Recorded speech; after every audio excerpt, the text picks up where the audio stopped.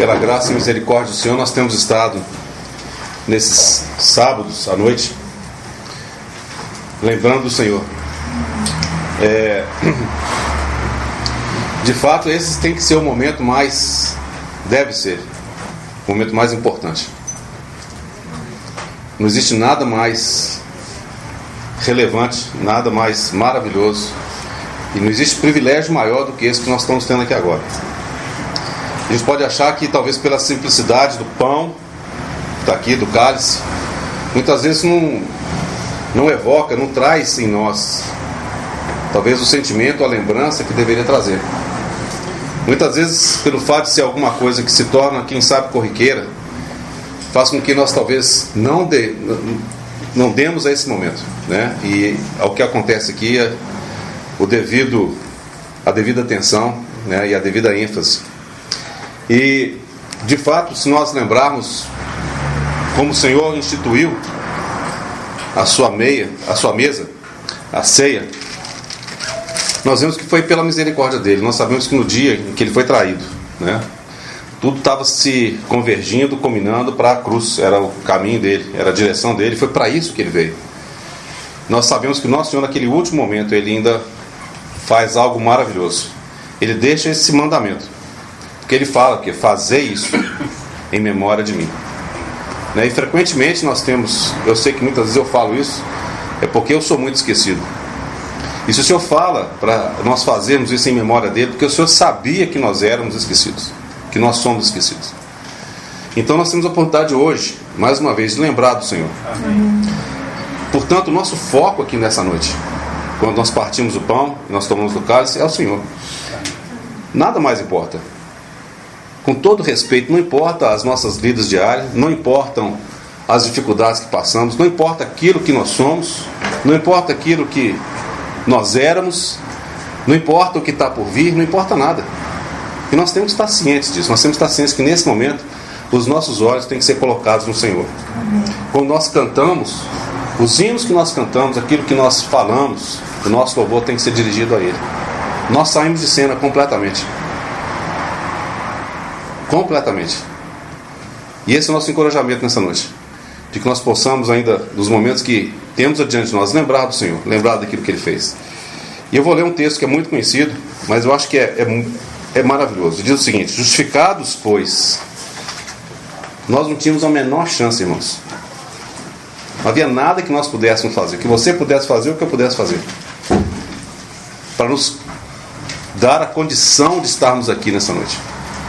Nada, absolutamente nada. Mas nós somos justificados, pois, mediante a fé.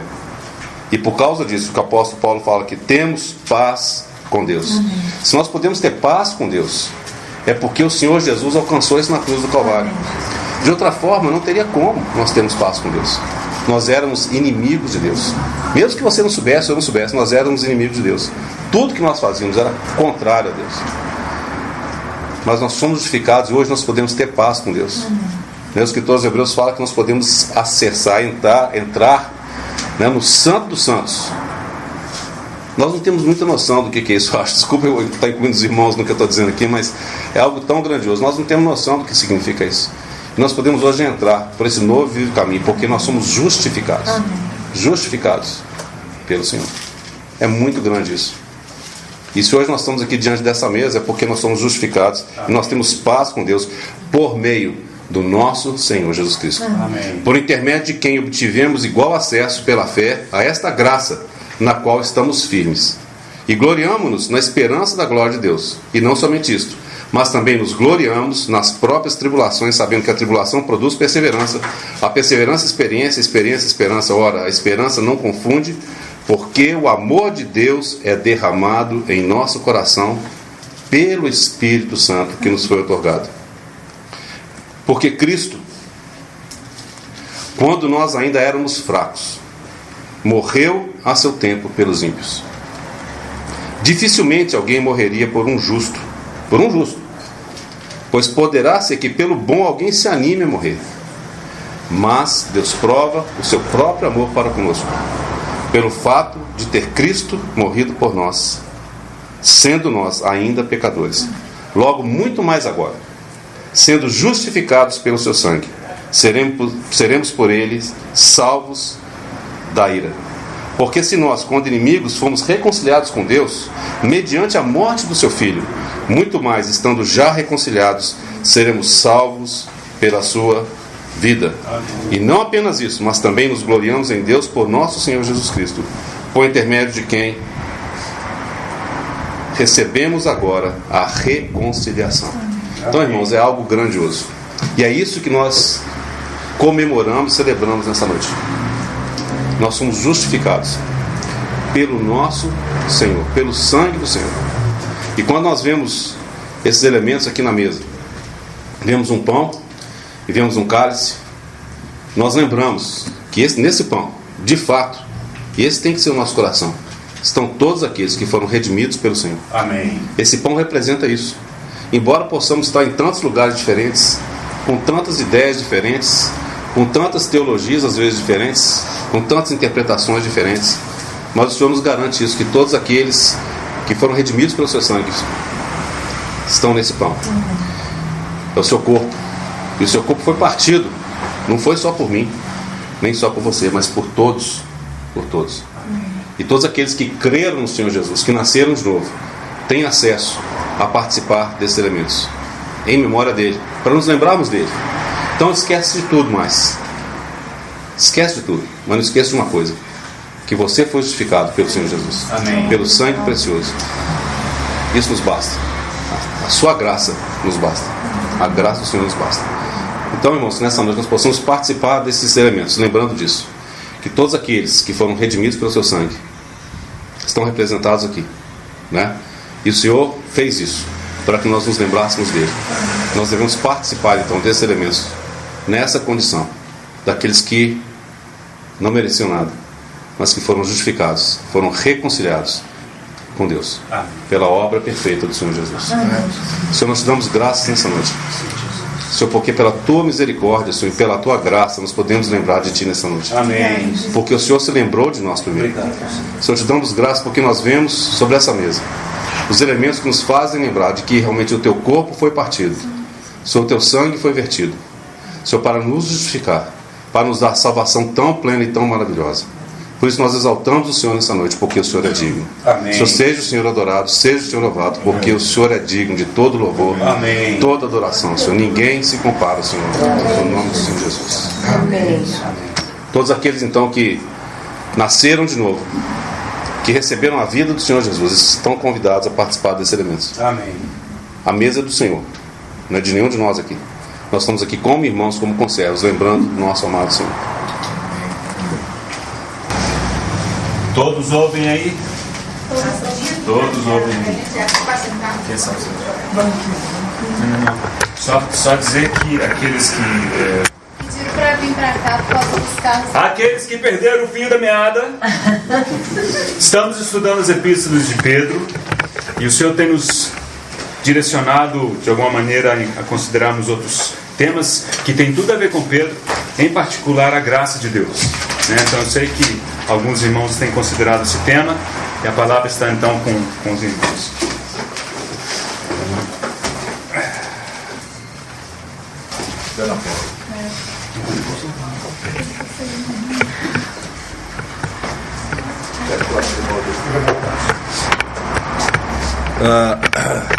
Nós cantamos o estribilho desse último hino que nós cantamos. Os irmãos lembram? Exultai, exultai. E como eu disse anteriormente aos irmãos, a forte impressão que eu tenho em meu coração nesses últimos tempos é relacionada às vezes com a vida de alguns irmãos, como os nossos irmãos Paulo, Pedro, João, como que na transcorrer da vida deles, da experiência deles, o que eles estiveram em contato com o Senhor, e quase ao findar da jornada deles, eles tinham uma palavra de forte encorajamento para aqueles irmãos que estavam atrás deles e eu creio que essa palavra de encorajamento, ela nos ajuda tremendamente nos dias em que nós vivemos. Porque dizer que os dias em que vivemos são dias difíceis talvez desde quando nós nascemos nós temos ouvido a respeito disso. São dias difíceis, dias trabalhosos, e à medida que o tempo passa isso tem se tornado mais evidente. Mas às vezes com o passar do tempo nós não percebemos quão difícil tem sido a vida de cada um de nós. Mas nós precisamos dessa palavra de encorajamento, para que nós não sejamos pegos realmente numa situação na qual antecede a vinda do Senhor, sermos pegos de maneira desprevenida. E então talvez quando nós lembramos da palavra dos nossos irmãos, aonde que eles procuraram nos encorajar ao findar a vida deles, isso talvez nos ajude bastante no tempo em que nós vivemos. Então na semana acho que passada nós mencionamos um pouco a respeito de Pedro, e como Pedro menciona a respeito da graça. E por descuido, eu falei Paulo também, mas aí, na hora que eu estava no meio do caminho, eu falei, já falei demais, né? Paulo dizia a respeito da esperança. Como que você e eu precisamos de realmente saber que nós, diferente de outras pessoas neste mundo, somos pessoas que temos esperança, porque a nossa esperança não se baseia em fatos ainda que difíceis, em situações ainda que muito complicadas que nós possamos estar passando e no mundo em geral, mas a nossa esperança se baseia numa pessoa, que é o nosso Senhor Jesus. E por isso Deus é o Deus de toda esperança.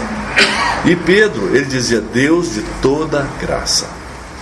Agora, hoje, às vezes a gente termina, a palavra está com os irmãos, aí dá aquele silêncio e a gente vai ficando. Então eu vou falar só um pouquinho mais para ver se encoraja mais os irmãos. Mas o que eu gostaria de deixar é que nós lembrássemos dessas palavras dos nossos irmãos. Se, por exemplo, um pouco antes, quando Paulo escreveu aos Coríntios, ele disse, eu vou ler isso para os irmãos não precisam nem procurar. 1,13 que diz, porque nenhuma outra coisa vos escrevemos, senão as que já sabeis ou também reconheceis, e espero que também até o fim as reconhecereis. A gente vê a ênfase aqui, olha, porque nenhuma outra coisa vos escrevemos, senão as que já sabeis. Então você já sabe, ou também reconheceis, você já reconhece, e espero que também até o fim as reconhecereis. Então é aquela ênfase que você precisa de quê? Reconhecer, você precisa de lembrar, você precisa de ser relembrado daquilo que você já sabe. Agora, o que é que nós já sabemos muito bem? Eu acho que todos nós aqui já experimentamos essa graça maravilhosa do nosso Senhor que nos salvou. Nós já nos alegramos inicialmente, às vezes há muitos anos atrás, ou há alguns anos atrás, ou há poucos dias atrás. Mas o Senhor, ele diz, Pedro diz para nós de uma maneira muito clara.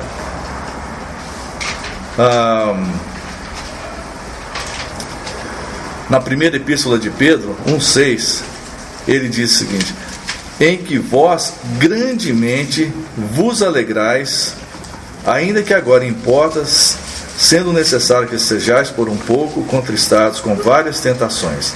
Mas ele diz aqui no início, nisto grandemente vos alegrais. Meus irmãos, o que é que você e eu temos para grandemente nos alegrarmos? O que nós temos porque você tirou nota boa na escola? Sim. Mas se semana que vem você tirar nota ruim? Porque você foi bem sucedido no seu trabalho essa semana, mas se semana que vem as coisas forem mal? Então você veja o seguinte, nisto você se alegra? Não. Você pode ter alegria sim nisso. Mas aonde que fica, aonde que reside a sua alegria e a minha alegria? Aonde que você é encorajado por Paulo, dizendo que, olha, que você grandemente, você alegra nisso. E aí voltando ao início de sábado passado, Pedro, ele lembra muito fácil, muito vividamente em sua vida como que a graça de Deus se manifestou na vida dele. Então ele encoraja aos seus irmãos mais novos, aqueles que vinham após ele, ao quê?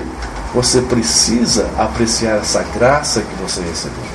Que graça maravilhosa foi essa? Não é a palavra apenas, é uma pessoa. É como Pedro tenta testificar aqui várias vezes. Olha, lembre-se disso. Volte ao princípio. Não se esqueça disso. Porque todas as coisas que são subsequentes são sempre baseadas naquele princípio. Aonde você estaria hoje se você não tivesse iniciado naquela graça do Senhor Jesus?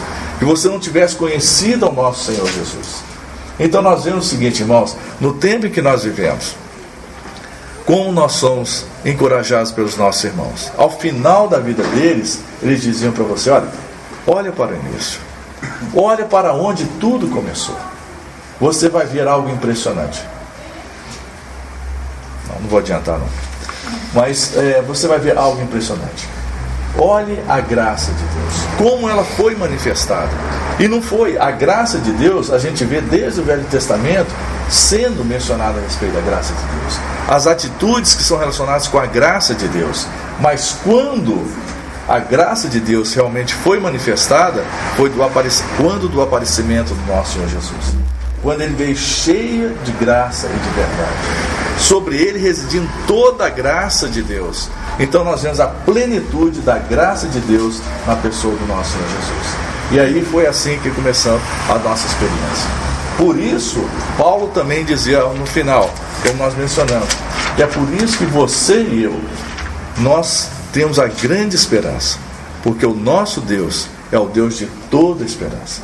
Ele diz primeiro que nós temos esperança, mas depois ele diz por que você tem esperança. Porque Ele é o Deus da esperança. Então, nosso Senhor. Então, meus irmãos, que você e eu possamos ter um coração de retornar ao Senhor e realmente dizer, Senhor, como eu desejo ver a Ti. Como eu desejo ver ao Senhor de uma maneira nova, momento após momento. Não se esquecendo nunca daquele Senhor que um dia me salvou. Daquele Senhor que um dia abriu os meus olhos. Daquele Senhor que um dia veio ao meu encontro quando eu era inimigo do Senhor. É por isso que eu exulto no Senhor. Os irmãos lembram, por exemplo, os irmãos iam caminhando, e Paulo às vezes virava para eles e dizia assim, aonde está, pois, a vossa exultação? Aonde? Você está agora se baseando em quê? Em luas, meses, ordenanças? Você está... Aonde está a sua vida? Aonde está a sua exultação? E aí que nós vemos como esses irmãos, eles encorajam você e a mim. A nossa exultação reside na pessoa do nosso Senhor. É por isso, quando, por exemplo, nós nos reunimos, se não tivesse esse pão e esse cálice hoje aqui, alterava alguma coisa nosso encontro? Não, porque a pessoa do nosso Senhor é o mais importante. O cálice e o pão nos mostram, nos lembram, realmente nos relembram aquilo que Ele fez por nós. Mas quando nós nos encontramos, o que nós desejamos? É estudar a palavra de Deus, conhecermos mais a palavra de Deus, ou conhecermos mais o Deus dessa palavra. Então, nós vamos ver o seguinte, isso em nossas vidas, nós somos encorajados. Então hoje, eu só gostaria de recordar isso de Pedro, da ênfase que ele dá, que você e eu precisamos de nos lembrar que grandemente nós nos alegramos naquela graça de Deus. E que Paulo mais uma vez diz, olha, você tem esperança, muita esperança, porque você tem um Deus. Os irmãos lembram daquela frase que diz, né? Não importa o tamanho do... Como é que é o seu problema? Se o seu problema é grande, como é que é? Não importa o seu problema. Como é que é? Alguém fala alto aí. Não mostra o seu problema para Deus, mostra o grande Deus para o seu problema. Isso, ouviram? Não. Então, não mostra o grande problema, o seu grande problema. Não mostre o seu grande problema para Deus. Mostra o seu grande Deus para o seu problema. Ou isso. E para as pessoas do mundo, você tem um grande problema? Sim, tem. Tem um grande problema. Mas tem um Deus que é muito maior que esse problema. Então, irmãos, sejamos encorajados, sejamos sintonizados.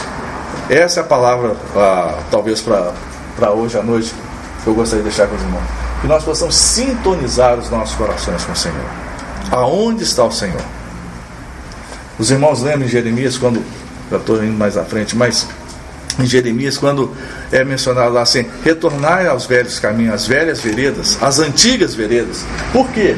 Porque no caminhar você vai caminhando e você se esquece de olhar. Tem um entroncamento aqui, entroncamento acolá, e você vai entrando, mas você se esquece de olhar as suas veredas. Em outras palavras, você se esquece de olhar para trás. Você vê, é esse o caminho? E qual que é o caminho na vida de cada um de nós? Qual é o caminho? Por que Jesus é o caminho? Porque Ele disse que Ele é. Então, que o Senhor realmente aqueça os nossos corações, irmãos. Nesse tempo em que nós estamos vivendo, esqueçamos que tempo do fim, pode ser o tempo do fim, tão fim, que pode ser hoje à noite. Mas como está o seu coração e o meu coração em relação ao nosso Senhor? Você ama o Senhor? Você conhece sobre a vinda do Senhor? Ou você ama a vinda do Senhor? Isso é um ponto-chave.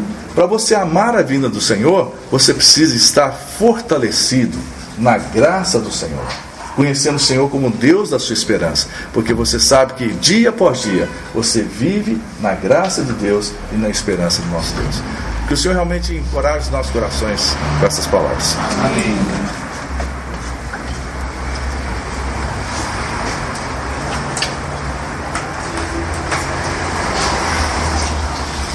Não estava muito preparado para falar, não, mas eu tenho uma coisa que o Senhor tem falado muito comigo, assim, nesses últimos 10 dias. E eu queria começar lendo 2 Pedro 3,18.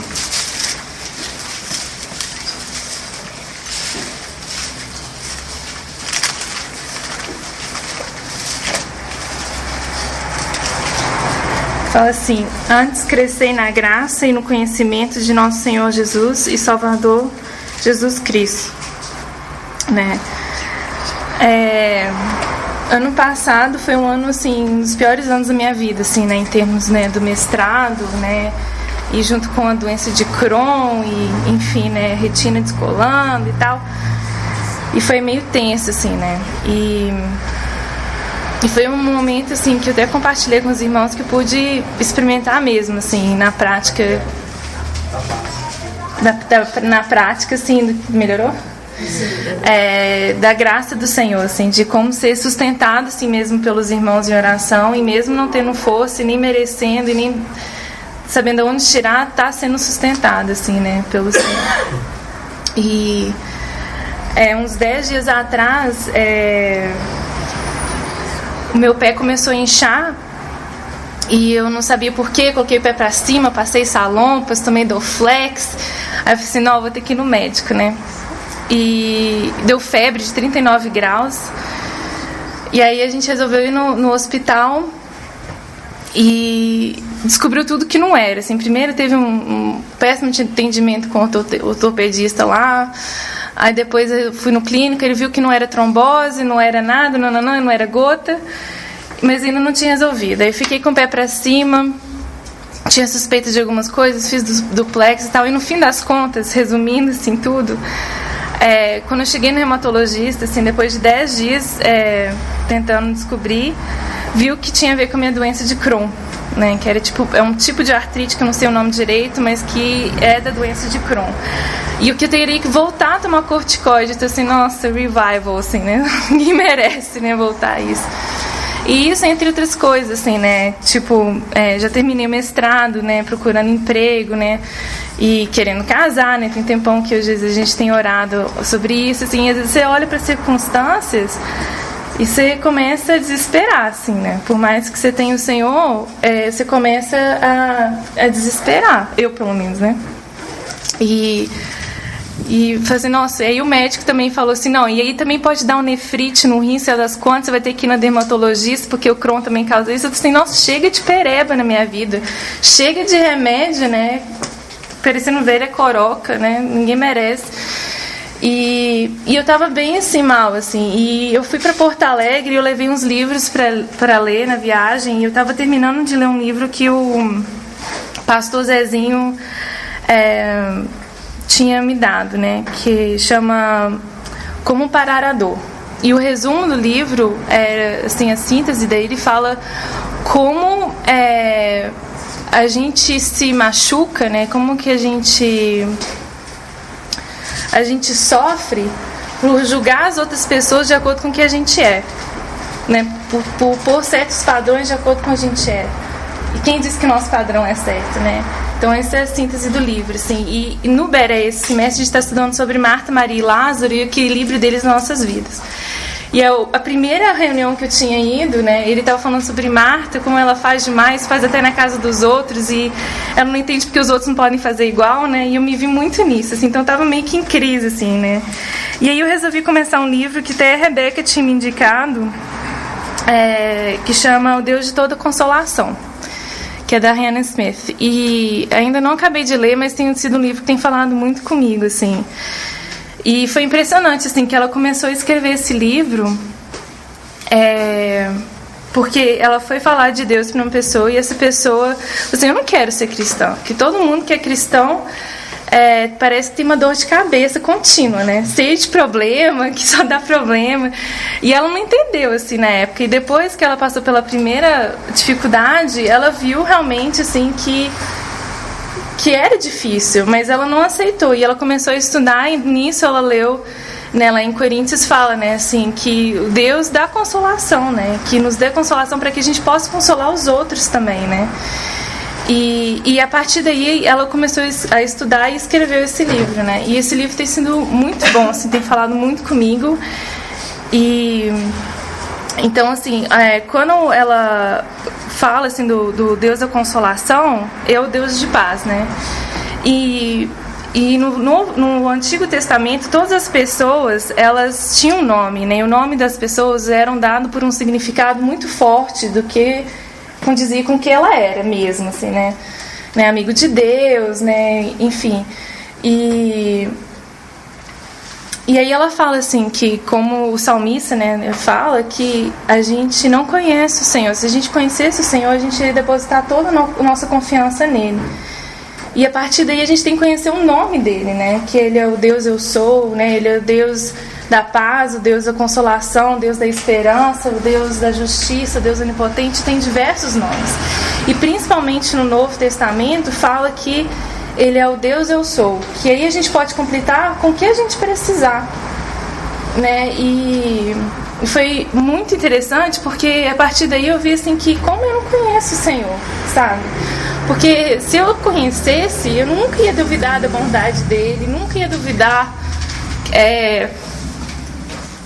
se ele vai cumprir as promessas dele, entendeu? Porque esse ano, assim, pra mim, essas frustrações, eu sou uma pessoa muito dinâmica, né? Vocês me conhecem, uma pessoa que sempre tá pensando além, planejando e tal. E como as coisas não acontecem do jeito que eu quero, do jeito que eu planejo, eu fico louca da vida, assim, né? Já tô arranjando, já tenho plano X, assim, né? Nem B, C, já tenho 1000 planos e vai frustrando, assim, né? Eu e o José, a gente já teve, assim, 4 datas de casamento, por exemplo, entendeu? Então, tipo, e o último era sábado passado, e a gente não casou. Então, assim, coisas, assim, que vão acontecendo que você começa a duvidar, assim, nossa, a resposta de oração tá indo na caixa de todo mundo, sabe? Tipo assim, o que eu tô fazendo de errado, sabe? Você vai olhando para as circunstâncias e não olha pro Senhor, entendeu? E por mais que eu tenha crescido num lar cristão, que eu estudo a palavra, né, decoro, a gente, como que eu não conheço o Senhor? E isso, assim, acabou comigo, assim. Eu não sei se estava no aeroporto, eu sei que eu saí chorando, eu fiquei chorando muito tempo, de reconhecer mesmo, assim, como eu preciso conhecer o Senhor, como eu preciso aprender a confiar no Senhor. E eu não confio nele porque eu não conheço ele. Eu não consigo estar tranquila porque eu só olho para as circunstâncias. E o Senhor quer que eu esteja tranquila por dentro para poder suportar qualquer circunstância, porque ele simplesmente é. Né? E ele quer o melhor pra gente. A vontade dele é boa, é perfeita e é agradável, né? E isso, assim, é tão fácil a gente memorizar, a gente saber, mas de realmente entender e fazer isso prática nas nossas vidas, pelo menos pra mim tem sido muito difícil. E coincidentemente ou não, o fim de semana que estava lá, os irmãos de Canoas e Porto Alegre estavam estudando Êxodos 16 a 18. E no Êxodo 18 fala como o pessoal começa a reclamar, falando que não tem comida. Ah, o Senhor me tirou lá do Egito e não tem comida. Aí o Senhor manda o maná, né? E aí fala assim, em Êxodo 16, no 4, fala assim: eis que vos farei chover pão do céu, e o povo sairá e colherá diariamente a porção para cada dia, para que eu ponha à prova se anda na minha lei ou não. E aí no último dia eu colhei em dobro, né, e tal. E aí no 6 fala assim: à tarde sabereis que foi o Senhor quem visitou a terra, vos tirou da terra do Egito, e pela manhã vereis a glória do Senhor. Né? E no 8, o Moisés fala bem claro assim: olha, suas murmurações não são contra mim, são contra o Senhor, né? E aí no 10 fala assim, o Arão, né? Olharam para o deserto e eis que a glória do Senhor apareceu na nuvem. Então, assim, antes, né, o Senhor, a nuvem e a coluna de fogo era o tempo todo, iam 3 dias à frente no deserto. O Senhor ainda mandou a prova do amor dele, né? Para lembrar do que tirou do Egito, de manhã e de tarde. E a glória dele era vista no deserto, né? E da mesma forma, fazendo um paralelo lá no Novo Testamento, quando ele fala com os discípulos, né, que eles iam pegar um barco e ir para o outro lado da Galileia, e teve aquela tormenta, eles duvidaram e tal, o Senhor já tinha falado que ia chegar. Da mesma forma aqui, o Senhor tinha falado que ia levar para a terra prometida. Só que mesmo assim, eles murmuravam o tempo todo e duvidavam o tempo todo, né? Mas de qualquer forma, o Senhor, ele vai à frente como uma coluna de fogo, ele está ali no deserto, ele habita em nós hoje, né? E assim como em Cantares, né? O Senhor quer sair do deserto com a gente inclinado nele, sabe? Então ele está com a gente o tempo todo. Ele sabe por tudo e a glória dele está sendo sempre demonstrada e a gente só murmura, né? Não conhece o Senhor o suficiente para conhecê-lo, né, e reconhecer ele em todas as coisas, né. E aí, não passando por isso, assim, no final do 16 fala assim, olha, até quando recusareis guardar os meus mandamentos e as minhas leis? Ou seja, eles não conheciam o Senhor. Eles estavam murmurando porque eles não conheciam o Senhor, né, e aí no 17 já começa murmurando de novo por causa de água. Aí eu pensei, meu Deus, aí aparece que o Deus é a nossa bandeira, né, que é um dos nomes do Senhor. E no 18, o Jétro volta com as Zíporas, filhos, que parece que Moisés tinha deixado elas antes de tirar o povo. E o Jétro veio e reconhece o trabalho que o Senhor tem feito, né, através de Moisés com o povo. E é muito engraçado, assim, fazendo um parênteses, em que ele sai direto para beijar Jétro, leva ele para a tenda e nem fala nada com Zípora, com os filhos, pelo menos não está descrito aqui, sabe? Tipo, achei isso meio desaforo, mas enfim. Aí mas é mesmo, aí.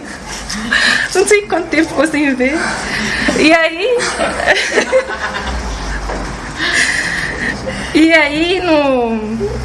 Aí no dia seguinte, tem uma fila de gente na porta querendo conselho de Moisés e tal. Aí o Jétro falou assim, olha, eu sugiro que você divide os mais, né, de 1.000, de 100, de 50 e de 10. E você ensina, né, fala assim no 21, no 20. Ensina-lhes os estatutos e as leis, faz-lhes saber o caminho que deve andar e a obra que deve fazer. Né? Aí fala o tipo de homem que é capaz, temente a Deus, homens de verdade, que aborreçam a avareza, né? Isso me lembrou muito de Provérbios 22:6, né? Que fala assim, ensina o teu filho o caminho que deve andar para que não se desvia dele e tal, né? Mas assim, tudo o Jétro falou com muito respeito, assim, depois ele fala assim, se o Senhor mandar, né? E aí, eu me vi muito nessa situação. Por que eu murmuro, né, também? Por que eu reclamo? Por que eu fico olhando para as circunstâncias, né? A falta da água, a falta disso, a falta do pão. Porque eu não conheço o Senhor. 2 vezes o Senhor falou em 3 capítulos para as pessoas conhecerem as leis que eles pecam, porque eles não conhecem a lei. E é isso mesmo, assim, a gente peca porque a gente não confia no Senhor. E nem parece, assim, né, que decorei Filipenses, né, que fala lá no 4, 6 e 7, né, que a gente não deve andar ansioso por coisa alguma, né, que fala assim, ó, não andeis ansiosos de coisa alguma. Em tudo, porém, sejam conhecidos diante de Deus as vossas petições pela oração e pela súplica, com ações de graças. E a paz de Deus, que excede todo entendimento, guardará o vosso coração e a vossa mente. Então, se a gente conhecer, né, trazer as coisas que nos afligem, conhecidas, colocar diante de Deus, Ele vai guardar a nossa mente, vai guardar o nosso coração e vai nos dar paz em todas as circunstâncias, não é só em algumas, no que a gente, né, é em todas, independente do que, em todas as situações. E como eu estou longe disso, como eu estou, ainda preciso muito conhecer o Senhor, assim, para poder confiar nele plenamente, assim.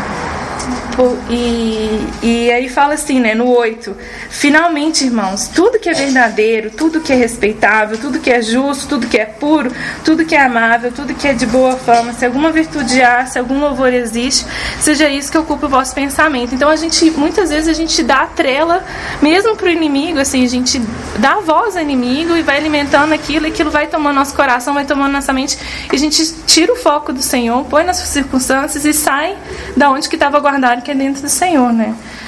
E eu queria só, então, assim, voltando, né, a 2 Pedro 3,18, né, fala que por que eu falei sobre o conhecimento, que fala que a gente deve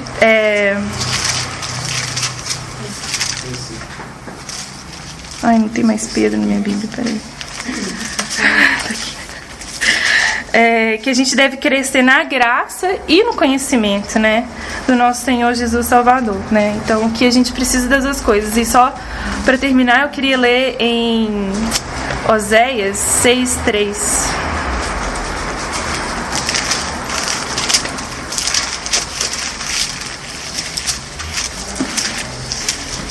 Ai, meu Deus.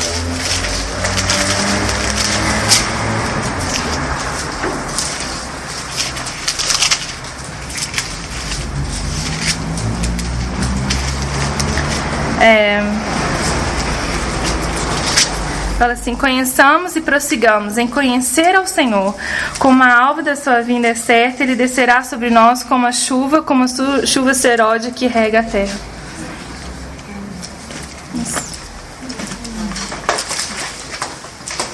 Eu acho que vou ter que falar logo em seguida, Raquel. Por incrível que pareça, né? O encargo é muito parecido, então se não tem, os irmãos vão perceber. Só vou lembrar, até como o apóstolo Pedro faz aqui, né? Nos faz lembrar, né, daquilo que já havia sido compartilhado, daquilo que havia sido falado, né? Para que vocês recordeis das palavras que anteriormente foram ditas pelo próprio Senhor, pelos apóstolos, pelo que temos compartilhado aqui. Várias coisas anteriormente foram ditas, né, para a gente recordar, então é só para recordar mesmo.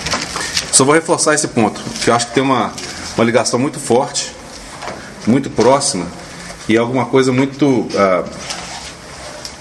é uma realidade espiritual de grande importância para as nossas vidas.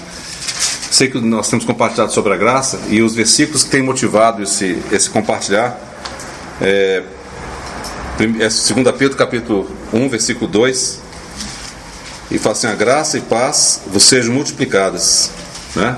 Até o irmão Luiz compartilhou sobre isso, o Alexandre também. E aqui o apóstolo Pedro fala: graça e paz vos sejam multiplicadas. Como o Luiz lembrou, boa matemática fala, você não pode multiplicar por zero, multiplicar por zero dá zero, né? Então tem alguma coisa, a gente sabe que não é pouca. O Senhor nos deu grande graça, né? Nós somos salvos pela graça mediante da fé. Então, grande graça foi derramada sobre nós. Mas é interessante que esse versículo, ele fala o meio pelo qual isso vai acontecer. Claro que a graça é de graça, mas existe alguma coisa que fala do crescimento dessa graça. E o crescimento dessa graça está atrelado, esse crescimento atrelado ao quê? Ao pleno conhecimento de Deus e de Jesus nosso Senhor, não é? Então existe um processo. Tem a graça inicial, como foi compartilhada, a graça salvífica, aquela graça inicial, mas existe um processo de crescimento dessa graça. E esse processo de crescimento dessa graça está relacionado com o quê? Com o pleno conhecimento. Não vou nem entrar nos termos, né, que estão relacionados, que é o conhecimento interior, epignosis, né, e vai por aí fora, que são coisas importantes a gente considerar. Mas vamos só tomar esse termo, pleno conhecimento de Deus e de nosso Senhor Jesus Cristo. Graça e paz vos sejam multiplicadas no pleno conhecimento de Deus e de nosso Senhor Jesus Cristo. E o apóstolo Pedro, nessa epístola em particular, ele chama a atenção. Se por um lado ele chama a atenção da graça, mas ele chama a atenção para isso que a Raquel compartilhou. Vamos lá, no versículo 8. Não, versículo 3, desculpa. Visto como pelo seu divino poder nos têm sido doadas todas as coisas que conduzem à vida e à piedade. Piedade, não se lembram? É semelhança com Deus, não é isso? Pelo conhecimento completo. Está vendo aí? Pelo conhecimento completo daquele que nos chamou para a sua própria glória e virtude. Então tem um caminho, tem um processo, pelo conhecimento completo. Então, sim, por um lado, um dia nós conhecemos o Senhor. Nós somos salvos por Ele, nascemos de novo. Mas aqui fala que há um processo que nos conduz a um conhecimento completo. Versículo 8. Porque essas coisas, os irmãos já conhecem a carta de Pedro, né, de cor, acho que os irmãos podem recitar de cor, já lemos várias vezes, né? Porque estas coisas, existindo em vós e em vós aumentando, fazem com que não sejais nem inativos, nem infrutuosos, no pleno conhecimento de nosso Senhor Jesus Cristo. Os irmãos percebem a ênfase que Pedro está dando aqui? No pleno conhecimento do nosso Senhor Jesus Cristo. Existe uma plenitude a ser esperada, a ser alcançada. Existe essa plenitude. Não é simplesmente o conhecimento inicial. E, irmãos, eu tenho muita certeza de que esse é o problema da maioria de nós. Nós vamos ver daqui um pouquinho. Os irmãos considerem isso, guardem isso no coração, coloquem isso diante do Senhor. Porque essa é a chave. Quando você lê biografias de muitos irmãos na história da igreja, você observa que em determinado momento algo acontece com eles. E não estou falando aqui de um batismo, né, como o pessoal gosta de falar, de batismo com o Espírito Santo, ou enchimento com o Espírito Santo. Sim, o enchimento pode acontecer, mas é algo que acontece, e não vou dizer que é o que tem que acontecer num instante instantâneo, não, mas é uma realização de que, de fato, o caminho continua sendo o Senhor, não foi? Como nosso irmão compartilhou, o caminho continua sendo o Senhor. E o caminho é o pleno conhecimento do nosso Senhor. Os irmãos estão entendendo o que eu estou falando? Não é só o conhecimento do Senhor. Não é só conhecer o nosso Senhor como nosso Salvador. Mas é o pleno conhecimento do nosso Senhor. E aí eu vou pular exatamente para 2 Pedro 18. Olha o que está escrito aí, Raquel já leu. Antes crescei na graça e no conhecimento de nosso Senhor e Salvador Jesus Cristo. Duas coisas. Crescer na graça e crescer também no conhecimento de nosso Senhor e Salvador Jesus Cristo. Então, eu proponho para os irmãos que essa é uma chave importante para a sua vida e para a minha vida, viu? Em todos os aspectos, no dia a dia, no nosso avançar, cada instante. Nós enchemos de conhecimento de muitas coisas, né? Nas aulas, no que lemos, jornais, etc. Mas nada disso importa. Tudo isso importa para a gente passar de ano, para a gente dar aula. Mas o que importa é o pleno conhecimento do nosso Senhor. E eu vou voltar também exatamente nesse trecho de Oséias. Mas só que eu queria ler com os irmãos um pouquinho antes, que está relacionado exatamente com o que Raquel falou. Existe um processo, no caso específico da vida dela, que ela relatou aqui, e a gente sabe que no caso de muitos de nós, né? Mas olha só, vamos ler a partir do versículo 1. Vinde e tornemos para o Senhor. Vinde e tornemos para o Senhor. Olha o que diz em seguida. Porque Ele nos despedaçou. Mas não para por aí. Graças a Deus. E nos sarará. Fez a ferida e a ligará. Esse versículo vem antes. Há um processo pelo qual parece que a gente tem que passar. E o Senhor permite pela graça dele que nós passemos por isso. Mas olha só, versículo 2. Depois de 2 dias nos revigorará. Ao 3º dia nos levantará. E viveremos diante dele. E aí vem esse versículo maravilhoso. Nessa sequência, nessa ordem e não na ordem inversa. A gente pode imaginar, talvez quando eu estiver conhecendo bem o Senhor plenamente, eu tenha condição de ser ferido pelo Senhor. Eu tenho condição então de suportar ser ferido e ser sarado pelo Senhor. Mas parece que existe um processo conosco. E o Senhor opera de uma maneira que nós, na nossa lógica, não compreendemos. Mas para o Senhor, a nossa lógica não vale nada. Porque os caminhos do Senhor são mais altos que os nossos caminhos. Os pensamentos do Senhor são mais altos que os nossos pensamentos. A nossa mente é uma mente caída. E a gente raciocina com a mente caída. Mas o coração do Senhor é diferente. E aí ele fala: conheçamos E olha só o contínuo que tem aqui. Conheçamos e prossigamos em conhecer o Senhor. Ou seja, se nós conhecermos o Senhor, e se nós prosseguirmos em conhecer o Senhor, nós vamos entender que de fato o versículo 1 é verdadeiro e o versículo 2 é verdadeiro. Mas isso é possível se nós conhecermos o Senhor. Conheçamos e prossigamos em conhecer o Senhor. Como a alva, sua vinda é certa, e Ele descerá sobre nós como a chuva serôdia que rega a terra. Muitas vezes nós estamos secos mesmo, igual o tempo que a gente está vendo agora, né? Seco, seco, seco, seco. Talvez tenhamos passado por tantas coisas. Mas fala aqui que diz que a sua vinda é certa e Ele é o Senhor. Ele mesmo. Ele que vai descer em nosso socorro. Ele que vai descer. Os irmãos entendem, né? Ele que vem ao nosso encontro. É Ele que vem. E Ele de fato vai descedentar, não é isso? Ele vai descedentar como a chuva serôdia que rega a terra. Então esse é o nosso Senhor. Então, irmãos considerem isso diante do Senhor. Tem uma chave importante aqui. A Patrícia até bordou esse versículo, né? Está aqui em cima, na frente de casa. E como de fato ele é verdadeiro, mas existe uma sequência e é um processo. É que o Senhor realmente possa ganhar esse processo em nós, ganhar essa realidade. Nós precisamos avançar. Avançar como? Em conhecer o Senhor. Várias maneiras nós conhecemos o Senhor. Sem dúvida, por meio da sua palavra. Sem dúvida, por meio da comunhão com Ele. Sem dúvida, por meio da comunhão com os irmãos. Mas é conhecer o Senhor. Não a respeito de, mas conhecer o próprio Senhor. Né? É muito importante. Quando nós partimos o pão e de fato nós temos os elementos sobre a mesa, esse é o momento que nós lembramos do nosso Senhor. A gente pode de fato conhecer um pouco mais dele, sim. E esse de fato é o momento mais importante para nós. É quando nós estamos com o nosso Senhor. Para que nós possamos conhecer, mas possamos prosseguir em conhecer plenamente o Senhor. Graça e o conhecimento do Senhor possam ser multiplicados dessa forma.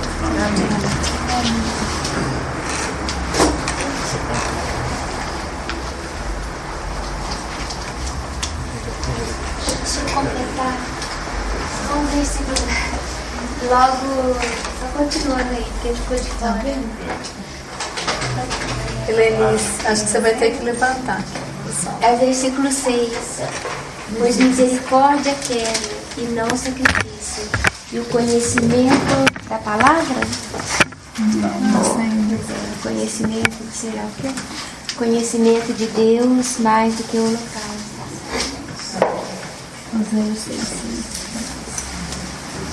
Mas está falando desse versículo, eu estou aqui, falar com o Maio para falar esse versículo. Fiquei calado, o Senhor me deixou.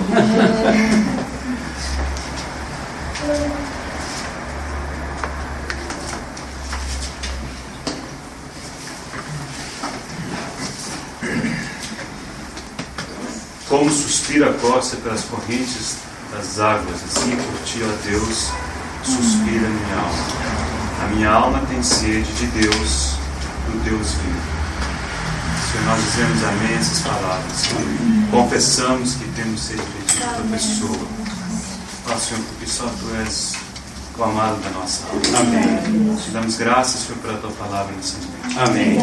Pelo teu Espírito, Senhor, que possa soprar vida nela, Senhor, em cada um de nós. Amém. Atrai-nos para ti mesmo, Senhor. Abre os nossos olhos, enche os nossos olhos com a tua beleza, com a tua santidade, com o teu caráter, com a tua pessoa. Senhor, nós te bendizemos essa noite e confessamos como precisamos voltar para ti.